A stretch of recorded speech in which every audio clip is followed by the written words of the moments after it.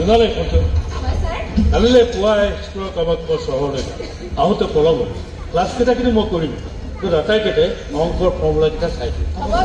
মনত ৰাখিম এইবাৰৰ পৰীক্ষাটো অকল তহঁতৰ বাবেই নহয় এই স্কুলখনৰ কাৰণেও বৰ গুৰুত্বপূৰ্ণ তহঁতৰ ৰিজাল্টৰ ওপৰতে নিৰ্ভৰ কৰিছে স্কুলখনৰ ভৱিষ্যত আশা কৰাৰ মতে যদি ৰিজাল্ট নকৰ তেতিয়াহ'লে স্কুলখন চৰকাৰে চিৰদিনৰ কাৰণে বন্ধ কৰি দিব ফলত কি হ'ব গম পাইছেই নহয় অঞ্চলটোৰ দুখীয়া ল'ৰা ছোৱালীবোৰে শিক্ষা লাভ কৰা একমাত্ৰ দুৱাৰখন বন্ধ হৈ যাব গতিকে তহঁতে কষ্ট কৰিবই লাগিব গোটেই নিউজ চেনেলবোৰত তহঁতৰ সফলতাৰ বাতৰি দেখা পাব লাগে তেতিয়াহে স্কুলখন বচাবলৈ আমি কাৰো ওচৰত হাতযোৰ কৰিব নালাগে না কোনো মন্ত্ৰী না কোনো চৰকাৰী বিষয়া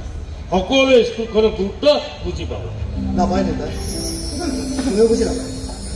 আজিকালি চৰকাৰী স্কুলৰ গুৰুত্ব না কোনোবাই বুজি পায় না কোনোবাই বুজিবলৈ চেষ্টা কৰে সেইকাৰণে মই ভাবোঁ তুমি এইবোৰ মিছা আশা কৰি একো লাভ নহয় হয় তাত কি কথা ক'ব লাগে সেয়াও শিকাব লাগিব নেকি যিখিনি সময়ত জোনালীহঁতৰ কাষত থিয় হৈ সিহঁতক সাহস আৰু প্ৰেৰণা দিব লাগে সেইখিনি সময়ততো এনেবোৰ কথা কৈ মোৰ লগতে সিহঁতৰ মনবোৰ দুৰ্বল নকৰিম নহয় দেউতা হ'ব হ'ব হ'ব তহঁত যা মই থাকিম তহঁতৰ সপোনবোৰ কাৰো ওচৰত বিক্ৰী কৰি দিবি যেতিয়ালৈকে সপোনবোৰ তহঁতৰ বুকুত জীয়াই থাকিব তেতিয়ালৈকে তহঁততকৈ ধনী মানুহৰ পৃথিৱীত কোনো নাই যা বেয়া নাপাবা দেউতা তোমাৰ মনত আঘাত দিয়াটো মোৰ লক্ষ্য নহয় মই কেৱল তোমাক সজাগে কৰি দিব বিচাৰিছিলোঁ সৰুৰে পৰা দেখি আহিছোঁ এই স্কুলখনক লৈ কৰা তোমাৰ সংগ্ৰাম যিখিনি সময়ত এখনৰ পাছত এখন চৰকাৰী স্কুল বন্ধ হৈ যাবলৈ ধৰিছিলে সেইখিনি সময়ত তুমি গাঁৱে গাঁৱে গৈ মানুহবোৰক সচেতন কৰিছিলা এই স্কুলখনে এডমিশ্যন ল'বৰ বাবে ল'ৰা ছোৱালী গোটাইছিলা তোমাৰ এই যুঁজখনক মই অস্বীকাৰ কৰা নাই কিন্তু মোৰ ভয় হয় যে এদিন তুমি এই যুঁজখনত হাৰি থাকিবা কাৰণ তোমাৰ আৰু তোমাৰ স্কুলখনৰ কাষত থিয় দিবলৈ এতিয়া আৰু সেই সমাজখন নাই দেউতা এয়া মোৰ যুঁজ নহয় এয়া মোৰ প্ৰতিদান তই কৈছোন স্কুলখনে আমাৰ বাবে কি কৰা নাই বাৰু গোটেই অঞ্চলটোৰ শিক্ষাৰ ক্ষেত্ৰত স্কুলখনৰ যি অৰিহণা সেয়া যদি তই অস্বীকাৰ কৰিব পাৰিবি যুগৰ পিছত যুগ প্ৰজন্মৰ পাছত প্ৰজন্ম সকলোৰে সাক্ষী হৈ আছে আমাৰ আটাইৰে মৰমৰ এই কদমতলা চৰকাৰী উচ্চতৰ মাধ্যমিক বিদ্যালয় মোৰ দেউতা মই আনকি তইতো এখন স্কুলতে পঢ়া যিখন স্কুলে আমাক জীৱনৰ বাট দেখুৱাই দিলে সেই স্কুলখনৰ অপমৃত্যুত অন্তত মই মনে মনে বহি নাথাকো লাগিলে মোৰ কাষত কোনোবা থাকক এবাৰ নাথাকক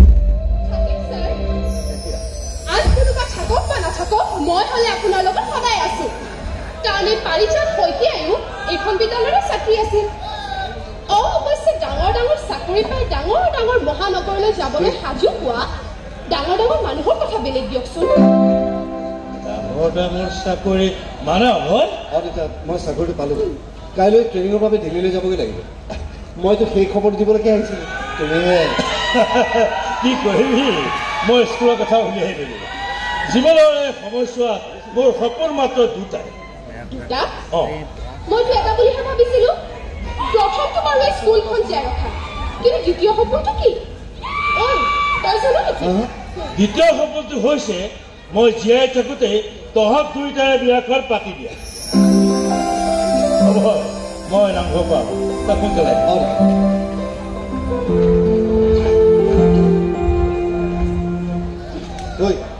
দেউতাই দেখোন বিয়াৰ কথা উলিয়ালে তেতিয়াহ'লে দেৰি কৰি থাকি কি লাভ সোনকালে বিয়াখন পাতিয়ে পেলাওঁ